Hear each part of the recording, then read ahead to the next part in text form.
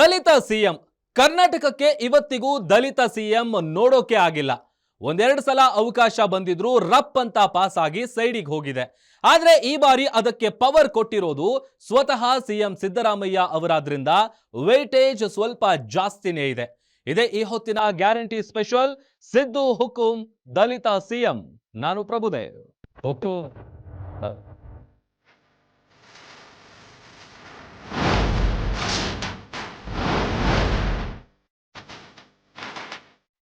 Actually ಇದೆಲ್ಲ ಶುರುವಾಗಿದೆ ಬಹಳ ಇಂಟ್ರೆಸ್ಟಿಂಗ್. ಮೊದಲಿಗೆ ಸಿಎಂ ಸಿದ್ದರಾಮಯ್ಯ ಪತ್ರಿಕೆಯಲ್ಲಿ ಒಂದು ಆರ್ಟಿಕಲ್ ಬರೀತಾರೆ. ಆಮೇಲೆ ಅದಕ್ಕೆ ಕುಮಾರಸ್ವಾಮಿ ರಿಯಾಕ್ಟ್ ಮಾಡ್ತಾರೆ. ಕುಮಾರಸ್ವಾಮಿ ರಿಯಾಕ್ಷನ್ಗೆ ಕೌಂಟರ್ ಕೊಡುವಾಗ ಸಿದ್ದರಾಮಯ್ಯ ದಲಿತ ಸಿಎಂ ಅನ್ನೋ ವರ್ಡ್ ಯೂಸ್ ಮಾಡ್ತಾರೆ. ಅಲ್ಲಿಂದ ಮತ್ತೆ ಶುರುವಾಗುತ್ತೆ ದಲಿತ ಸಿಎಂ ಕೂಗು. ದಲಿತ ಸಿಎಂ ಸಿದ್ದರಾಮಯ್ಯ ಹುಕುಂ.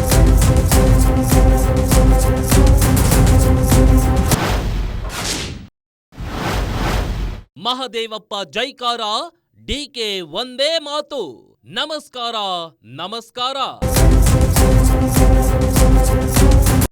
ದಲಿತರು ಒಂದ್ಸಾರಿ ಮುಖ್ಯಮಂತ್ರಿ ಆಗಬೇಕು. ಅವರು ನಮ್ಮ ನ್ಯಾಷನಲ್ ಲೀಡ್ರು, ಅವರು ನಮ್ಮ ನ್ಯಾಷನಲ್ ಲೀಡ್ರು. ಇಲ್ಲಿಂದನೇ ಅವ್ರಿಗೆ ನಮಸ್ಕಾರ. ದಲಿತ ಸಿಎಂ ಕೂಗು ಹುಟ್ಟಿದ್ದು ಎಲ್ಲಿಂದ, ಯಾರು ಮಾಡ್ತಾರೆ? ಇದೆಲ್ಲ ವಿರೋಧ ಪಕ್ಷದವ್ರು ಮಾಡ್ತಾ ಇರೋ ಕೆಲಸ. ಸಿದ್ದರಾಮಯ್ಯನವರಿಗೆ ಬಿಜೆಪಿ ಮೇಲೆ ಸಿಟ್ಟು ಕಡಿಮೆ ಆಗಿದೆ. ಪಾಪ ನೀವು ಅದನ್ನ ಬಿಜೆಪಿ ಮೇಲೆ ಹೇಳಿದರೆ ನೀವು ಭಾವಿಸುವಂತ ಅವಶ್ಯಕತೆ ಇಲ್ಲ. ಹೌದಲ್ಲ, ಕಾಂಗ್ರೆಸ್ ಪಕ್ಷನೇ ಮಾಡಬೇಕು, ಇನ್ಯಾರು ಮಾಡ್ತಾರೆ? ದಲಿತರೊಬ್ಬರು ಕರ್ನಾಟಕದ ಸಿಎಂ ಆಗಬೇಕು, ಇಂಥದ್ದೊಂದು ಕೂಗು ಕೇಳ್ತಿರೋದು ಇವತ್ತಿನದ್ದಲ್ಲ, ಕೊನೆಯದ್ದೂ ಆಗುವುದಿಲ್ಲ. ಆದ್ರೆ ಈ ಬಾರಿ ದಲಿತರೊಬ್ಬರು ಸಿಎಂ ಆಗುವ ಅವಕಾಶ ಇದೆಯಾ? ಒಂದು ಕುತೂಹಲದ ಚರ್ಚೆಯಂತೂ ಶುರುವಾಗಿದೆ. ಯಾಕಂದ್ರೆ ಈ ಬಾರಿ ದಲಿತರೊಬ್ಬರು ಸಿಎಂ ಆಗಬೇಕು ಎಂದು ಧ್ವನಿ ಎತ್ತಿರುವುದು ಸ್ವತಃ ಸಿಎಂ ಸಿದ್ದರಾಮಯ್ಯ.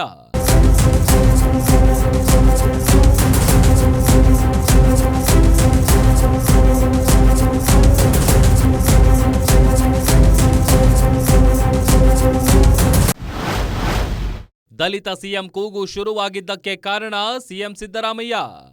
ಸಾಮಾಜಿಕ ನ್ಯಾಯ ಸಮಾನತೆಯ ವಿಷಯವನ್ನ ಪದೇ ಪದೇ ಮಾತನಾಡುವ ಸಿಎಂ ಸಿದ್ದರಾಮಯ್ಯ ಇತ್ತೀಚೆಗೆ ಒಂದು ಸುದೀರ್ಘ ಲೇಖನ ಬರೆದಿದ್ರು.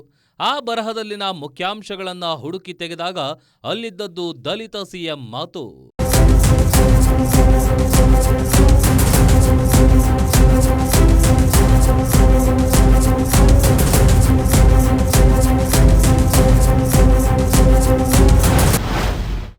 ನನ್ನ ಮೇಲಿನ ದಾಳಿ, ಟೀಕೆ, ಆರೋಪಗಳಿಗೆ ನನ್ನ ಜಾತಿಯೂ ಕೂಡ ಕಾರಣ. ಕುರಿ ಕಾಯ್ಕೊಂಡು ಇರಬೇಕಿದ್ದವನು ಸಿಎಂ ಆಗಿಬಿಟ್ಟನಲ್ಲ, ಆರ್ಥಿಕ ತಜ್ಞರಿಗೆ ಸಮನಾಗಿ ನಿಂತು ಸಾಲು ಸಾಲು ಬಜೆಟ್ ಮಂಡಿಸಿ ಬಿಟ್ಟನಲ್ಲ ಎನ್ನುವ ಅಸಹನೆ, ಅಸೂಯೆ ಕೆಲವರಿಗೆ ಕುದಿಯುವಂತೆ ಮಾಡುತ್ತಿದೆ. ನನ್ನನ್ನು ಹಣಿಯಲು ಹಲವರು ಕುತಂತ್ರ ಮಾಡಿದ್ರು. ನಾನು ಸೋತಿಲ್ಲ, ಮುನ್ನುಗ್ಗುತ್ತಲೇ ಇದ್ದೇನೆ. ನಾನು ರಣರಂಗದಿಂದ ಓಡಿ ಹೋಗುವವನಲ್ಲ. ಇದು ಸಿದ್ದರಾಮಯ್ಯ ಅವರ ಒಟ್ಟಾರೆ ಲೇಖನದ ಸಾರಾಂಶ. ನಾವಿಲ್ಲಿ ವರ್ಡ್ ಟು ವರ್ಡ್ ಹೇಳಿಲ್ಲ, ವಿವರಿಸಿಲ್ಲ. ಆದರೆ ಈ ಟ್ವೀಟ್ಗೆ ಯಾವಾಗ ಕೇಂದ್ರ ಸಚಿವ ಕುಮಾರಸ್ವಾಮಿ ರಿಯಾಕ್ಟ್ ಮಾಡಿದ್ರೋ ಆಗ ಶುರುವಾಯಿತು ನೋಡಿ ದಲಿತ ಸಿಎಂ ಕೂಗು.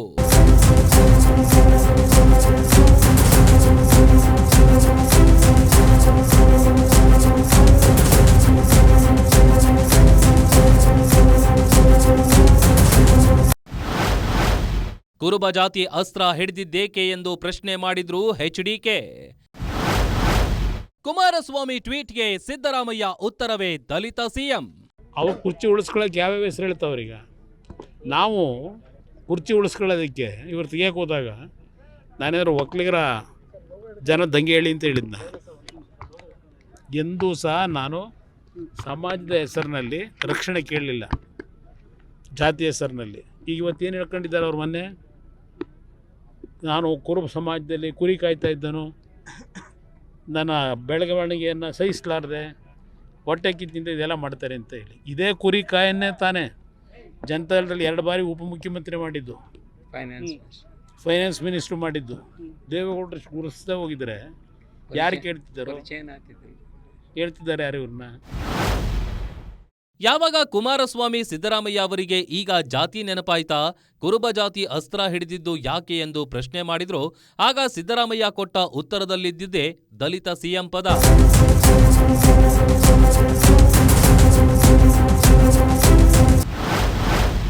ಜಾತಿಯಿಂದ ಮಾತ್ರವಲ್ಲ, ಅರ್ಹತೆಯ ಬಲದಿಂದಲೇ ಮುಖ್ಯಮಂತ್ರಿ ಆಗುವಂತಹ ದಲಿತ ಸಮುದಾಯದ ನಾಯಕರು ಕೂಡ ಕಾಂಗ್ರೆಸ್ ಪಕ್ಷದಲ್ಲಿಯೇ ಇರುವುದು.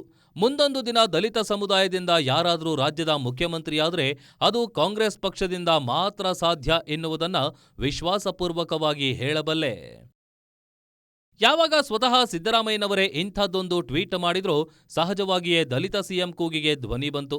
ಆಗ ಬಾಯಿ ತೆರೆದವರು ಸಿದ್ದರಾಮಯ್ಯ, ಕ್ಯಾಬಿನೆಟ್ನ ಪ್ರಭಾವಿ ದಲಿತ ಸಮುದಾಯದ ಸಚಿವ ಎಚ್.ಸಿ. ಮಹದೇವಪ್ಪ. ಸಿದ್ದರಾಮಯ್ಯ ಈ ಟ್ವೀಟ್ ಮಾಡಿದ್ದು ಫೆಬ್ರವರಿ 22ನೇ ತಾರೀಕು ಮಧ್ಯಾಹ್ನ 12:52. ಅದಾದ ಕೆಲವೇ ಗಂಟೆಗಳಲ್ಲಿ ನಾವು ರೆಡಿ ಎಂಬರ್ಥದ ಮಾತುಗಳನ್ನಾಡಿದ್ದು ಮಹದೇವಪ್ಪ. ಮಡಿಕೇರಿಯಲ್ಲಿ ದಲಿತ ಸಂಘಟನೆಗಳ ಸಭೆಯಲ್ಲೇ ಇದ್ದ ಮಹದೇವಪ್ಪ ನಾವ್ಯಾಕೆ ಆಗಬಾರದು ಎಂದು ಪ್ರಶ್ನೆ ಎತ್ತಿದ್ರು.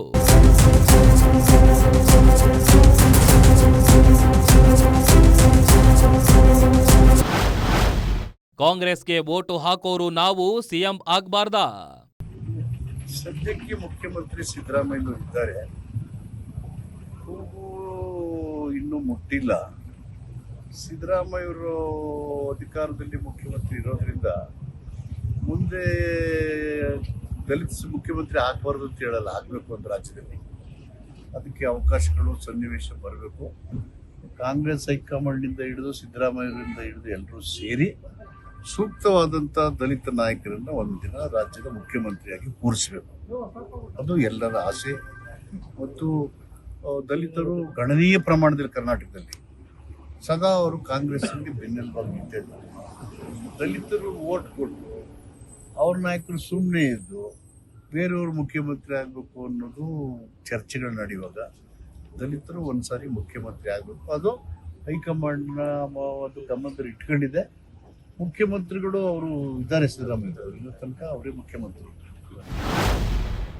ದಲಿತರೇ ಕಾಂಗ್ರೆಸ್ ಬೆನ್ನೆಲುಬು. ದಲಿತರು ಕಾಂಗ್ರೆಸ್ಸಿಗೆ ವೋಟ್ ಹಾಕ್ತಾ ಇರುವಾಗ ದಲಿತ ನಾಯಕರು ಯಾಕೆ ಸಿಎಂ ಆಗಬಾರದು ಎಂದು ಪ್ರಶ್ನೆ ಎತ್ತಿದ ಮಹದೇವಪ್ಪನವರೇ ಒಂದು ಕ್ಷಣವನ್ನು ಮಿಸ್ ಮಾಡದೆ ಅದು ಹೈಕಮಾಂಡ್ಗೆ ಬಿಟ್ಟ ನಿರ್ಧಾರ ಎಂದು ಬಿಡ್ತಾರೆ. ಹೌದಾ ಸಾರ್, ಏನ್ ಹೇಳ್ತೀರಾ ಅಂದ್ರೆ ಡಿಕೆ ಶಿವಕುಮಾರ್ ಎಂದಿನಂತೆ ಡಿಕೆ ಗಿರಿ ತೋರಿಸ್ತಾರೆ.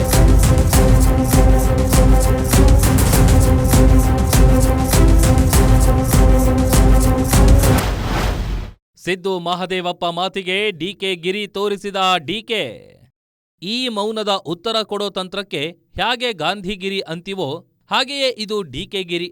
ಅವರು ಮನಸ್ಸಿನಲ್ಲಿನ ಮಾತು ಹೇಳಲ್ಲ, ಆದರೆ ಏನು ಹೇಳಬೇಕೋ, ಯಾವ ಸಂದೇಶ ಕೊಡಬೇಕೋ ಅದನ್ನ ಕ್ಲಿಯರ್ ಆಗಿ ರವಾನೆ ಮಾಡ್ತಾರೆ.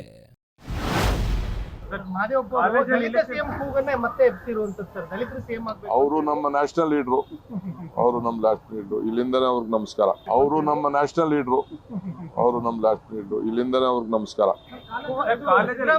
ಸಿದ್ದರಾಮಯ್ಯನವರು ಕಾಂಗ್ರೆಸ್ ಇಂದ ಒಕ್ಕಲಿಗರಿಗೆ ಮಾತ್ರ ಸಿಎಂ ಆಗ್ಲಿಕ್ಕೆ ಸಾಧ್ಯ ಅನ್ನೋ ಒಂದು ಮಾತು ಹೇಳಿರುವಂತದ್ದು. Thank you sir. ನಮಸ್ಕಾರ ನಮಸ್ಕಾರ ನಮಸ್ಕಾರ ಅಂತ ಹೇಳಿ ಮುಂದಿನ ಪ್ರಶ್ನೆಗೆ ಉತ್ತರ ಕೊಡದೆ ಸೈಡಿಗೆ ಹೋಗಿದ್ದಾರೆ ಡಿಕೆ ಶಿವಕುಮಾರ್. ಆದ್ರೆ ದಲಿತ ಸಿಎಂ ಕೂಗು ಅಷ್ಟಕ್ಕೆ ನಿಲ್ಲೋದಿಲ್ವಲ್ಲ. ದಲಿತ ಸಿಎಂ ಕೂಗು ಉದ್ಭವವಾಗೋಕೆ ಈ ಬಾರಿಯ ಮೂಲ ಕಾರಣವಾದ ಕುಮಾರಸ್ವಾಮಿ ಹೇಳೋದೇನ್ ಗೊತ್ತಾ? ದಲಿತರು ಸಿಎಂ ಆಗೋದನ್ನ ತಪ್ಪಿಸಿದ್ದೇ ಸಿದ್ದರಾಮಯ್ಯ ಎಂದ ಕುಮಾರಸ್ವಾಮಿ.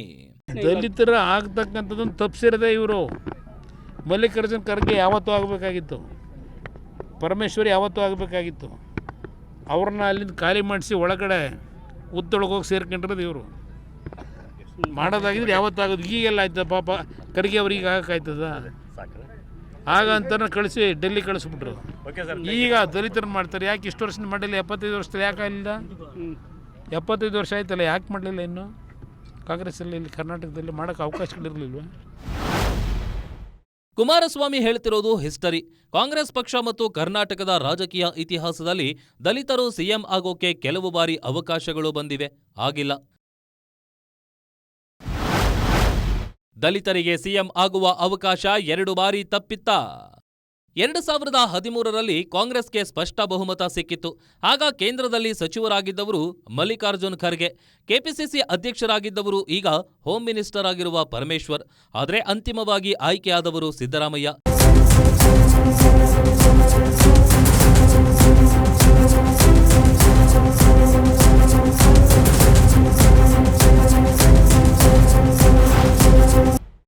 2023ರಲ್ಲಿ ಗೆದ್ದಾಗ ಸಿಎಂ ಸ್ಥಾನಕ್ಕೆ ಸಿದ್ದರಾಮಯ್ಯ ಮತ್ತು ಡಿಕೆ ಶಿವಕುಮಾರ್ ಮಧ್ಯೆಯೇ ಪೈಪೋಟಿ ಇತ್ತು. ಸ್ವಲ್ಪ ಹಿಂದಕ್ಕೆ ಹೋದ್ರೆ 2018ರಲ್ಲಿ ಕಾಂಗ್ರೆಸ್ ಜೆಡಿಎಸ್ ಮೈತ್ರಿ ಸರ್ಕಾರ ರಚನೆಯಾಗಿದ್ದಾಗ ಪರಮೇಶ್ವರ್ ಉಪಮುಖ್ಯಮಂತ್ರಿಯಾಗಿದ್ದೇ ಕರ್ನಾಟಕದಲ್ಲಿ ಕಾಂಗ್ರೆಸ್ ದಲಿತ ನಾಯಕರಲ್ಲಿ ಏರಿರುವ ಅತಿ ದೊಡ್ಡ ಹುದ್ದೆ. ಈಗ ದಲಿತರು ಸಿಎಂ ಸ್ಥಾನಕ್ಕೆ ಏರುವುದಕ್ಕೆ ರೆಡಿ ಇದ್ದಾರಾ? ದಲಿತ ಸಮುದಾಯದ ಪ್ರಬಲ ನಾಯಕ ಯಾರು? ಪರಮೇಶ್ವರ್ ಮತ್ತು ಮಹದೇವಪ್ಪ ಇಬ್ಬರಲ್ಲಿ ಯಾರು? ಸತೀಶ್ ಜಾರಕಿಹೊಳಿ ಅವರು ದಲಿತ ಸಿಎಂ ರೇಸ್ನಲ್ಲಿದ್ದಾರಾ?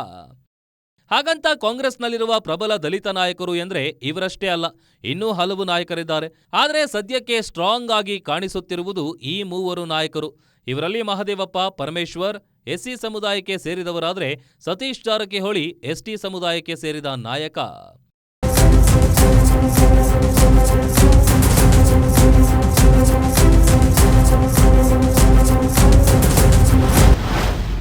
ಎಲ್ಲವೂ ವಿರೋಧ ಪಕ್ಷಗಳ ಸೃಷ್ಟಿಯೆಂದ ಪರಮೇಶ್ವರ್. ನೋಡಿ, ಇದೆಲ್ಲ ವಿರೋಧ ಪಕ್ಷದವ್ರು ಮಾಡ್ತಾ ಇರೋ ಕೆಲಸ. ಇದು ವಿರೋಧ ಪಕ್ಷದವರಿಗೆ ಅವರ ಇದನ್ನ ಮುಚ್ಚಿಟ್ಕೊಳ್ಳೋದಕ್ಕೆ ಸುಮ್ಮನೆ ಈ ಚೀಫ್ ಮಿನಿಸ್ಟರ್ ಕೂಗು. ನಮ್ಮಲ್ಲಿ ಆಡಳಿತ ನಡೀತಾ ಇಲ್ವಾ? ಮುಖ್ಯಮಂತ್ರಿಗಳ ಆಡಳಿತ ಮಾಡ್ತಾ ಇಲ್ವಾ? ಪರಮೇಶ್ವರ್ ಸಾಹೇಬ್ರು ರೇಸ್ನಲ್ಲಿದ್ದಾರೆ. ಆದರೆ ಅವರು ಹೈಕಮಾಂಡ್ ಪಾರ್ಟಿ ಅಲ್ಲದೆ ಕೆಪಿಸಿಸಿ ಅಧ್ಯಕ್ಷರಾಗಿದ್ದವರು. ಬೇರೆ ಲೀಡರ್ಸ್ ರೀತಿ ಮಾತನಾಡೋಕೆ ಆಗಲ್ಲ. ಇದು ವಿರೋಧ ಪಕ್ಷಗಳ ಷಡ್ಯಂತ್ರ ಅನ್ನೋದನ್ನ ಒಪ್ಪೋಕೆ ಸಾಧ್ಯ ಇಲ್ಲ ಬಿಡಿ. ಆದರೆ ವಿರೋಧ ಪಕ್ಷಗಳನ್ನ ಕೇಳಿದ್ರೆ ಅವರು ಹೇಳೋದೇ ಬೇರೆ. ಈಗ ಅವ್ರು ಯಾಕೆ ಹೇಳ್ತಾ ಇದ್ದಾರೆ, ನಾನು ರಣ ಅಲ್ಲ, ನಾನು ಎಲ್ಲದಕ್ಕೂ ಸಿದ್ಧವಾಗಿದ್ದೇನೆ, ಹೋರಾಟ ಮಾಡ್ತೀನಿ, ಸಾಯೋವರೆಗೂ ಇರ್ತೀನಿ ಅಂತ ಈಗ ಹೇಳೋರಲ್ಲ. ಅವ್ರು ಹೇಳಿರೋದು ಯಾತಕ್ಕೆ? ಯಾರೋ ಪಾಪ ಓಡಾಡ್ತಾರಲ್ಲ, ಮುಖ್ಯಮಂತ್ರಿ ಆಗಬೇಕು ಅಂತೇಳಿ ಸ್ವಲ್ಪ ಕೂತ್ಕೊಂಡು ಮನೆ ಒಳಗೆ ಅಂತ ತಾನೇ ಹೇಳ್ತಾ ಇರೋದು ಅವರು. ಅದರ ಅರ್ಥ ಕೊಡೋದಾಗಿದ್ದರೆ ಯಾವತ್ತೂ ಕೊಡಬೇಕಾಗಿತ್ತಲ್ವ. ಅವ್ರು ನೋಡಿದ್ರೆ ಕೊಟ್ಟ ಮಾತನ್ನ ನಡ್ಕೊಳ್ಳಿಲ್ಲ ಅಂತಾರೆ. ಇಲ್ಲಿ ಅವರವರಲ್ಲಿ ನಡೀತಾ ಇದೆಯಲ್ಲ. ಇವ್ರು ಯಾರು ವಕೀಲರನ್ನು ಮಾಡಿದರು? ಮುಖ್ಯಮಂತ್ರಿ ಇವ್ರು ಯಾರನ್ನು ಮಾಡಿದರು? ಇದನ್ನೆಲ್ಲ ಖಾಲಿ ಮಾಡಿಸಿದ್ರು. ಅದೇನೋ ಅವರ ಕಾಂಗ್ರೆಸ್ಸಿಗೆ ಕರ್ಕೊಂಡು ಹೋದ್ರಲ್ಲ, ಅವ್ರನ್ನ ಕರ್ಕೊಂಡು ಹೋದ್ರೆಲ್ಲ ಏನಾಗವ್ರೀಗ? ಏನು ಮಾಡವ್ರು ಇವರು? ಕುಮಾರಸ್ವಾಮಿ ಮತ್ತು ಸಿದ್ದರಾಮಯ್ಯ ಅವರ ನಡುವಿನ ಜುಗಲ್ಬಂದಿ ಮುಗಿಯೋದಿಲ್ಲ. ಅವರು ಒಂದು ಇತಿಹಾಸ ಹೇಳಿದ್ರೆ ಇವರು ಇನ್ನೊಂದು ಇತಿಹಾಸ ಹೇಳ್ತಾರೆ. ಕುಮಾರಸ್ವಾಮಿ ಪ್ರಕಾರ ಪರಮೇಶ್ವರ್, ಡಿಕೆ ಶಿವಕುಮಾರ್ ಅವರಿಬ್ಬರಿಗೂ ಇದು ಸಿದ್ದರಾಮಯ್ಯ ಕೊಡ್ತಿರೋ ವೇಟಿಂಗ್ ಸಿಗ್ನಲ್ ಅಂತೆ. ಆದರೆ ಬಿಜೆಪಿ ರಾಜ್ಯಾಧ್ಯಕ್ಷ ವಿಜಯೇಂದ್ರ ಅವರ ವಾದ ಇನ್ನೂ ಇಂಟ್ರೆಸ್ಟಿಂಗ್.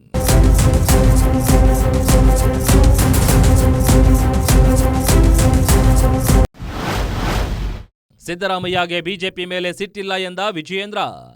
ಸಿದ್ದರಾಮಯ್ಯ ಅವರಿಗೆ ಬಿಜೆಪಿ ಮೇಲೆ ಮೊದಲಿದ್ದಷ್ಟು ದ್ವೇಷ, ಆಕ್ರೋಶವೇ ಇಲ್ವಂತೆ. ಅದು ಅವರದ್ದೇ ಪಕ್ಷದ ನಾಯಕರಿಗೆ ಕೊಟ್ಟಿರೋ ಮೆಸೇಜ್ ಅಂತೆ. ಸಿದ್ದರಾಮಯ್ಯನವರಿಗೆ ಬಿಜೆಪಿ ಮೇಲೆ ಸಿಟ್ಟು ಕಡಿಮೆ ಆಗಿದೆ ಪಾಪ. ನೀವು ಅದನ್ನು ಬಿಜೆಪಿ ಮೇಲೆ ಹೇಳಿದರೆ ನೀವು ಭಾವಿಸುವಂಥ ಅವಶ್ಯಕತೆ ಇಲ್ಲ. ಯಾರು ಅವರ ಪಕ್ಷದಲ್ಲೇ ಆಂತರಿಕವಾಗಿ ಅವ್ರ ಕಾಲನ್ನು ಎಳಿತಕ್ಕಂಥ ಕೆಲಸ ಮಾಡ್ತಿದ್ರೆ ಅವ್ರ ಮೇಲೆ ಅವ್ರು ಹರಿಯಾಯ್ದಿರುವಂಥದ್ದು. ಅರೆ ವಿಜಯೇಂದ್ರ ಅವರ ವರ್ಷನ್ ಭಲೇ ಮಜವಾಗಿದೆ. ಆದರೆ ದಲಿತರು ಸಿಎಂ ಆಗಬಾರ್ದಾ ಅಂದ್ರೆ ನಾವಲ್ಲದೆ, ನಮ್ಮ ಪಕ್ಷ ಅಲ್ಲದೆ ಇನ್ಯಾರು ದಲಿತರನ್ನ ಸಿಎಂ ಮಾಡೋಕೆ ಸಾಧ್ಯ ಅಂತ ಪ್ರಶ್ನೆ ಹಾಕ್ತಾರೆ ಪರಮೇಶ್ವರ್.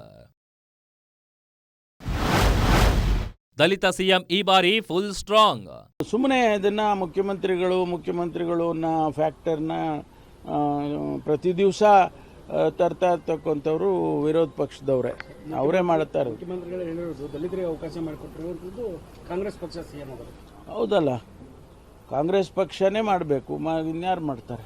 ಅದು ಅವಕಾಶ ಬಂದಿದೆ ಸಂದರ್ಭ, ಯಾವಾಗ ಸಂದರ್ಭ ಅದು ಹೈಕಮಾಂಡ್ ಅವರು ಡಿಸೈಡ್ ಮಾಡ್ತಾರೆ, ಯಾವಾಗ ಸಂದರ್ಭ ಮತ್ತೊಂದು ಅದೆಲ್ಲ. ಹೌದು, ದಲಿತರು ಸಿಎಂ ಆಗಬೇಕು ಅನ್ನೋ ಕೂಗು ಈಗ ಸಿಕ್ಕಾಪಟ್ಟೆ ಸ್ಟ್ರಾಂಗ್ ಆಗಿ ಕೇಳಿ ಬರ್ತಾ ಇದೆ. ಆಗುತ್ತಾ? ಅದಕ್ಕೆ ಹೈಕಮಾಂಡ್ ಹುಕುಂ ಅನ್ಬೇಕು. ಸಿದ್ದರಾಮಯ್ಯ ಅವರೇನೋ ಒಂದು ರೀತಿ ಹುಕುಂ ಅಂದುಬಿಟ್ಟಾಗಿದೆ. ಹೈಕಮಾಂಡ್ ಯಾವಾಗ ಎಂಟ್ರಿ ಕೊಡುತ್ತೆ?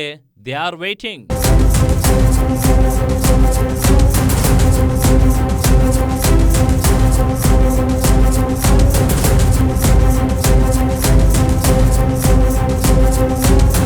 ಹೈಕಮಾಂಡ್ಗೆ ಟೈಮ್ ಬಂದಿಲ್ಲ. ಯಾವಾಗ ಟೈಮ್ ಬರುತ್ತೆ ಅದು ಕೆಲವರಿಗೆ ಗೊತ್ತು. ದಲಿತ ಸಿಎಂ ಕೂಗಿಗೆ ನಮಸ್ಕಾರ ಹೇಳಿ ಹೋದ ಡಿಕೆ ಸಾಹೇಬ್ರು ತಮ್ಮ ಬಣದ ಶಾಸಕರಿಗೆ ಗಪ್ಚುಪ್ ಆಗಿರಿ ಅಂದಿದ್ದಾರೆ. ಗಪ್ಚುಪ್ ಅಂದ್ರೆ ಡೀಸೆಂಟ್. ಡಿಕೆ ಅವರು ಅವರ ಭಾಷೆಯಲ್ಲೇ ಬಾಯಿ ಮುಚ್ಕೊಂಡಿದ್ರೆ ಒಳ್ಳೇದು, ಆಗ ನನಗೆ ಒಳ್ಳೇದಾಗತ್ತೆ ಅಂದಿದ್ದಾರೆ. ಡಿಕೆ ಟೀಮ್ನ ಶಾಸಕರೆಲ್ಲ ಸದ್ಯಕ್ಕೆ ಗಪ್ಚುಪ್.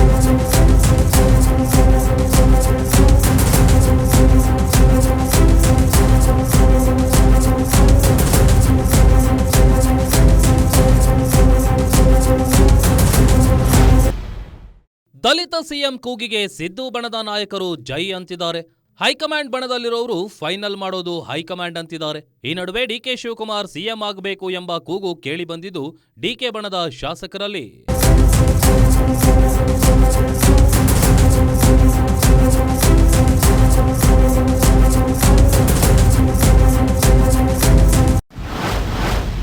ಮಹದೇವಪ್ಪ ಸಿಎಂ ಆಗೋದಾದ್ರೆ ಬೆಂಬಲ ಇದೆ ಎಂದ ವೆಂಕಟೇಶ್. ಮಹದೇವಪ್ಪ ನನಗೆ ಆತ್ಮೀಯ ಸ್ನೇಹಿತ, ಮುಖ್ಯಮಂತ್ರಿಯವರು ಸಂತೋಷ. ಏನ್ ನಿರಂತರ ಏನ್ ನಡೀತಾ ಇದೆ ನಮ್ಗೆ ಗೊತ್ತಿಲ್ಲ. ನನಗೆ ಮಹದೇವಪ್ಪ ಮುಖ್ಯಮಂತ್ರಿ ಆದ್ರೆ ಸ್ವಾಗತ ಮಾಡ್ತೀನಿ. ಕುರ್ಚಿನೇ ಖಾಲಿ ಇಲ್ವಲ್ರಿ, ಯಾರಿಗೆ ಅವಕಾಶ ಇದ್ದದ್ರಿ? ಅಲ್ಲಪ್ಪ, ಕುರ್ಚಿ ಖಾಲಿ ಆದ್ಮೇಲೆ ದಲಿತರು, ಲಿಂಗಾಯತರು, ಒಕ್ಕಲಿಗರು, ಕುರುಬರು ಯಾರು ಕುರ್ಚಿ ಖಾಲಿ ಆದ್ಮೇಲೆ ನೋಡ್ಬೋದು. ಕುರ್ಚಿನೇ ಖಾಲಿ ಇಲ್ವಲ್ಲಪ್ಪ. ಕುರ್ಚಿ ಖಾಲಿ ಇಲ್ಲ, ಹೀಗಾಗಿ ದಲಿತ ಸಿಎಂ ಅಷ್ಟೇ ಅಲ್ಲ, ಒಕ್ಕಲಿಗ, ಲಿಂಗಾಯತ, ಕುರುಬ ಯಾರೇ ಆಗ್ತಾರೆ ಅಂದ್ರೂ ಪ್ರಶ್ನೆನೇ ಬರಲ್ಲ. ಹೈಕಮಾಂಡ್ ಓಕೆ ಅಂದು ಮಹದೇವಪ್ಪ ಸಿಎಂ ಆಗೋದಾದ್ರೆ ನಂಗೆ ನೋ ಪ್ರಾಬ್ಲಮ್ ಅಂತಾರೆ ಶಾಸಕ ವೆಂಕಟೇಶ್. ಆದ್ರೆ ಸತೀಶ್ ಜಾರಕಿಹೊಳಿ ಹೇಳೋದೇ ಬೇರೆ.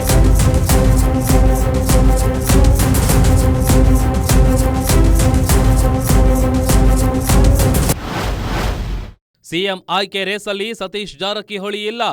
ಈಗಿದ್ದೆ ಅವರೇ ಇದಾರೆ, ಮುಂದೆ ಅವರೇ ಇರ್ತಾರಂತ ಲೆಕ್ಕಾಚಾರ ಅಷ್ಟೇ. ಅವರೇ ಇದಾರೆ. ಸರ್, ಬೈ ಎಲೆಕ್ಷನ್ ನೋಡಿ, ಅದು ಅರ್ಧ ಗಿರ್ಧ ಅಂತ ಇಲ್ಲಿ ನಾವು ಕೇಳಿಲ್ಲ. ಸೊ ಈಗ ಅವ್ರು ಇದಾರೆ, ಮುಂದುವರಿತಾರಂತ ಅಷ್ಟೇ ನಮ್ದು. ಅದು ಮಿಕ್ಕಿದೆಯಲ್ಲ ಅಪ್ ಟು ಹೈಕಮಾಂಡ್ಗೆ. ಹೋಗೋರು ಫಾರಿನ್ ಟೂರ್ಗೆ ಅದೇನು ಹೋಗ್ತಾರೆ ಬರ್ತಾರೆ, ಅದು ನಿರಂತರವಾಗಿರುವಂತ ಒಂದು ವ್ಯವಸ್ಥೆ ಅಂತ ಹೇಳ್ಬೋದು. ಒಂದೊಂದು ಗುಂಪಾಗಿ ಫಾರಿನ್ ಟೂರ್ಗೆ ಹೋಗ್ತಾರೆ, ಬೇರೆ ಎಲ್ಲೇ ಹೋಗ್ತಾರೆ ಪ್ರವಾಸಕ್ಕೆ. ಸೊ ಅದಕ್ಕೆ ರಾಜಕೀಯನ ಲಿಂಕ್ ಮಾಡ್ಲಿಕ್ಕೆ ಆಗೋದಿಲ್ಲ. ಸರ್, ಈಗ ರಾಜ್ಯ ಬಜೆಟ್ ನಂತರ ಕಾಂಗ್ರೆಸ್ ನಲ್ಲಿ ಮಾತ್ರ ಬದಲಾವಣೆಗಳಾಗ್ತಾವ ಅನ್ನೋ ವಿಚಾರ ಅದೇ ಗೊತ್ತಿಲ್ಲ, ಅದು ಯಾವ್ದು ಗೊತ್ತಿಲ್ಲ ನಮ್ಗೆ. ಅದಕ್ಕೆ ಬಂದ ನಿಲ್ಬೇಕು ಅನ್ನೋದು ಅಷ್ಟೇ ನಮ್ಮ ಆಗ್ರಹ. ಇಲ್ಲಿ ಸತೀಶ್ ಜಾರಕಿಹೊಳಿ ಅವರ ಮಾತು ಯಾಕೆ ಇಂಪಾರ್ಟೆಂಟ್ ಆಗುತ್ತೆ ಅಂದ್ರೆ, ಇದೇ ಸತೀಶ್ ಜಾರಕಿಹೊಳಿ ಅವರ ಟೀಮ್ ಇತ್ತೀಚೆಗೆ ದೆಹಲಿಗೆ ಹೋಗಿತ್ತು, ಹೈಕಮಾಂಡ್ ನಾಯಕರನ್ನು ಭೇಟಿ ಮಾಡಿ ಬಂದಿತ್ತು. ಹಾಗೆ ವಾಪಸ್ ಬಂದಿರುವ ಸತೀಶ್ ಸಿಎಂ ಹಗ್ಗ ಜಗ್ಗಾಟಕ್ಕೆ ಬ್ರೇಕ್ ಹಾಕಬೇಕು ಅಂತ ಹೇಳ್ತಾನೆ. ನಾನು ಸಿಎಂ ರೇಸ್ನಲ್ಲಿ ಇಲ್ಲ ಅಂತ ಕ್ಲಿಯರ್ ಆಗಿ ಹೇಳಿದ್ದಾರೆ. ಸಿಎಂ ಏನ್ ಟ್ವೀಟ್ ಮಾಡಿದಾರೋ ಗೊತ್ತಿಲ್ಲ, ಯಾವ ಅರ್ಥದಲ್ಲಿ ಹೇಳಿದಾರೋ ಅದೂ ಗೊತ್ತಿಲ್ಲ, ಅವರನ್ನೇ ಕೇಳಿ ಅಂತಾರೆ. ಕೇಳಿ ನಮಗೂ ಸಾಕಾಗೋಗ್ಬಿಡೋದೆ. ಈಗ ಅದು ಹೈಕಮಾಂಡ್ ತೀರ್ಮಾನ ಮಾಡಬೇಕು. ನಾವು ಒಂದು ಮನವಿ ಮಾಡ್ತೀವಿ, ಅವರು ಪಕ್ಷಕ್ಕೋಸ್ಕರ ತ್ಯಾಗ ಮಾಡಿದ್ದಾರೆ, ಪಕ್ಷಕ್ಕೋಸ್ಕರ ಜೈಲಿಗೆ ಹೋಗಿದ್ದಾರೆ. ಅವರು ಬೇರೆ ಲೀಡರ್ಗಳಂಗೆ ರಾಜಿ ಮಾಡ್ಕೊಂಡಿದ್ರೆ BJP ಅವ್ರ ಜೊತೆ, ಇವತ್ತು BJPನಲ್ಲಿ ಅವ್ರು ಏನಾಗ್ತಿದ್ರು ಗೊತ್ತಿಲ್ಲ. ಆದರೆ ಅವ್ರು ರಾಜಿ ಮಾಡ್ಕೊಳಕ್ಕೆ ಹೋಗಲಿಲ್ಲ. ನಾನು ಹುಟ್ಟಿರ್ತಕ್ಕಂಥದ್ದು ಕಾಂಗ್ರೆಸ್ನಲ್ಲೇ, ಬೆಳೀತಾ ಇರ್ತಕ್ಕಂಥದ್ದು ಕಾಂಗ್ರೆಸ್ನಲ್ಲೇ ಅಂತೇಳಿ ಅವ್ರು ಒಂದ್ಸರಿ ಇಂಡಿಪೆಂಡೆಂಟ್ ಆಗಿದ್ರು, ಗೊತ್ತಿರಬೇಕು. 94ರಲ್ಲಿ ಇಂಡಿಪೆಂಡೆಂಟ್ ಆಗಿದ್ರು. ಇಂಡಿಪೆಂಡೆಂಟ್ ಆಗಿದ್ದಾಗ ಜನತಾದಳ ಸರ್ಕಾರ ಬಂತು. ಅವತ್ತು ಶಿವರಾಮೇಗೌಡರು ಯಾರು ಇಂಡಿಪೆಂಡೆಂಟ್ ಆಗಿ ಗೆದ್ದಿದ್ರು, ಅವರೆಲ್ಲ ಹೋಗಿ ದಳ ಸೇರ್ಕೊಂಡ್ರು. ಆದರೆ ಇವರು ಯಾವುದೇ ಕಾರಣಕ್ಕೂ ಅವತ್ತು ಜನತಾದಳ ಸೇರಲಿಲ್ಲ. ನಾನು ಹುಟ್ಟು ಕಾಂಗ್ರೆಸ್ಸಿಗ, ನಾನು ಕಾಂಗ್ರೆಸ್ನಲ್ಲೇ ಇರ್ತೀನಿ ಅಂತಕ್ಕಂಥದ್ದನ್ನು ಮಾಡಿ, ಮತ್ತು ಹಲವಾರು ಸಂದರ್ಭದಲ್ಲಿ ಅವರು ಈ ಗುಜರಾತ್ ರಾಜ್ಯಸಭಾ ಚುನಾವಣೆಯಲ್ಲಿ ಇನ್ವಾಲ್ವ್ ಆದರು ಅಂತ ಅವ್ರನ್ನ ಜೈಲಿಗೂ ಕೂಡ ಕಳಿಸ್ತಕ್ಕಂಥ ಕೆಲಸ ಆಯಿತು. ಇಷ್ಟೆಲ್ಲ ಆದರೂ ಅವ್ರು ಯಾವುದಕ್ಕೂ ಜಗದೆ ಕಾಂಗ್ರೆಸ್ನಲ್ಲಿ ಅವರೇ. ಅದಕ್ಕೆ ನಾವು ಹೈಕಮಾಂಡ್ನ ಮನವಿ ಮಾಡ್ತೀವಿ, ನಮ್ಮ ನಾಯಕರಿಗೂ ಒಂದ್ಸರಿ ಅವಕಾಶ ಮಾಡಿಕೊಡಿ ಅಂತೀವಿ. ಯಾಕೆ ನಮಗೆ ಸ್ವಾರ್ಥ ಏನಂದರೆ, ನಮ್ಮ ನಾಯಕರಾದರೆ ಈ ಜಿಲ್ಲೆ ಇನ್ನೂ ಸಾಕಷ್ಟು ಕೆಲಸಗಳು ಆಗ್ತವೆ. ನಮ್ಮ ಸ್ವಾರ್ಥ. ಬಾಲಕೃಷ್ಣ ಮಾತಿನ ಒಳಮರ್ಮ ಏನು? ಜೆಡಿಎಸ್ನಿಂದ ಕಾಂಗ್ರೆಸ್ಗೆ ಬಂದವರು ಸಿಎಂ ಆಗಿದ್ದಾರೆ. ಕಾಂಗ್ರೆಸ್ಸಿನಲ್ಲೇ ಉಳಿದು ಕಾಂಗ್ರೆಸ್ಸಿಗೆ ಎಲ್ಲವನ್ನೂ ಧಾರಿ ಎರೆದ ಡಿಕೆ ಶಿವಕುಮಾರ್ ಸಿಎಂ ಆಗಿಲ್ಲ. ಅವರು ಬೇಗ ಆಗಲಿ ಅಂತಾನಾ? ಅದನ್ನ ಹೇಳೋಕ್ ಹೋದ್ರೆ ಬಾಲಕೃಷ್ಣ ಇದಮಿಥಂ ಅನ್ನೋ ಅರ್ಥದಲ್ಲಿ ಉತ್ತರಾನೇ ಕೊಡಲ್ಲ. ಡಿಕೆ ಬಣದ ಶಾಸಕರಿಗೆ ಡಿಕೆ ಖಡಕ್ ವಾರ್ನಿಂಗ್. ಅವರೆಲ್ಲ ಗಪ್ಚುಪ್ ಆಗಿದ್ರೆ ಡಿಕೆಗೆ ಒಳ್ಳೆಯದಾಗತ್ತೆ. ಇಕ್ಬಾಲ್ ಹುಸೇನ್ ಬಾಯಿ ಮುಚ್ಕೊಂಡು ಇರಬೇಕು. ರವಿ ಗಣಿಗ, ಶಿವಗಂಗಾ ಬಸವರಾಜ್ ಕೂಡ ಬಾಯಿ ಮುಚ್ಕೊಂಡಿರಬೇಕು. ಅವರೆಲ್ಲ ಬಾಯಿ ಮುಚ್ಕೊಂಡಿದ್ರೆ ನಂಗೆ ಒಳ್ಳೇದಾಗುತ್ತೆ ಅಂತಿದ್ದಾರೆ ಡಿಕೆ. ಇಕ್ಬಾಲ್ ಹುಸೇನು ಬಾಯಿ ಮುಚ್ಕೊಂಡಿರ್ಬೇಕು, ರವಿಗಿನ್ನು ಬಾಯಿ ಮುಚ್ಕೊಂಡಿರ್ಬೇಕು, ಶಿವಗಂಗನು ಬಾಯಿ ಮುಚ್ಕೊಂಡಿರ್ಬೇಕು. ಎಲ್ಲರೂ ಬಾಯಿ ಮುಚ್ಕೊಂಡಿದ್ರೆ ನನಗೆ ಒಳ್ಳೇದಾಗ್ತದೆ. ಹೀಗೆ ಹೇಳ್ತಾ ಇರೋ ಡಿಕೆ ಶಿವಕುಮಾರ್ ತಮ್ಮದೇ ಪಕ್ಷದ ಸೋಷಿಯಲ್ ಮೀಡಿಯಾ ಅಕೌಂಟ್ನಲ್ಲಿ 3 ವಿಡಿಯೋ ಹಾಕಿದ್ದಾರೆ. 5 ಬೆರಳು ಸೇರಿ ಈ ಕೈ ಮುಷ್ಟಿ ಆಯ್ತು, 5 ಗ್ಯಾರಂಟಿ ಸೇರಿ ಈ ಕೈ ಗಟ್ಟಿ ಆಯ್ತು, ಈ ಕೈ ಗಟ್ಟಿಯಾಗಿ ಕರ್ನಾಟಕ ರಾಜ್ಯ ಸಮೃದ್ಧಿ ಆಯ್ತು.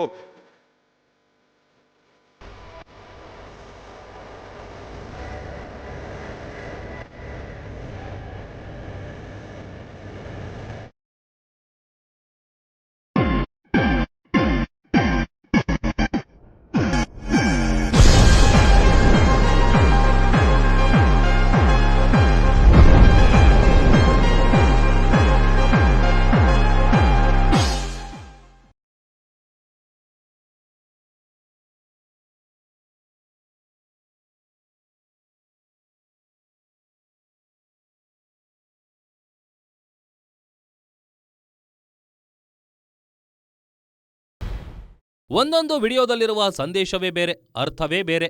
ಈ 3 ವಿಡಿಯೋಗಳ ಮರ್ಮ ಏನು ಅನ್ನೋದನ್ನ ಡಿಕೆ ಶಿವಕುಮಾರ್ ಅವರೇ ಹೇಳಬೇಕು. ಅದೆಲ್ಲ ಸೈಡಿಗಿಟ್ಟು ನೋಡಿದ್ರೆ ಡಿಕೆ ಶಿವಕುಮಾರ್ ಮತ್ತು ಸಿದ್ದರಾಮಯ್ಯ ಇಬ್ಬರು ಒಟ್ಟಾಗಿ ಕಾಂಗ್ರೆಸ್ ಪಕ್ಷದ ಸಭೆ ಸಮಾರಂಭಗಳಲ್ಲಿ ಭಾಗವಹಿಸ್ತಾನೆ ಇದ್ದಾರೆ. ಆದರೆ ಈಗ ಇರೋದು 2 ಪ್ರಶ್ನೆ.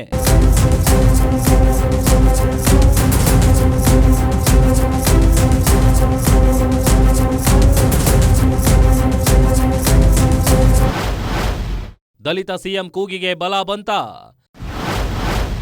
ಅವರೆಲ್ಲ ಬಾಯಿ ಮುಚ್ಕೊಂಡಿದ್ರೆ ಡಿಕೆಗೆ ಒಳ್ಳೆಯದಾಗತ್ತಾ? ಉತ್ತರವನ್ನ ಸ್ವತಃ ಡಿಕೆ ಶಿವಕುಮಾರ್ ಮತ್ತು ಸಿದ್ದರಾಮಯ್ಯ ಅವರೇ ಹೇಳಬೇಕಿದೆ.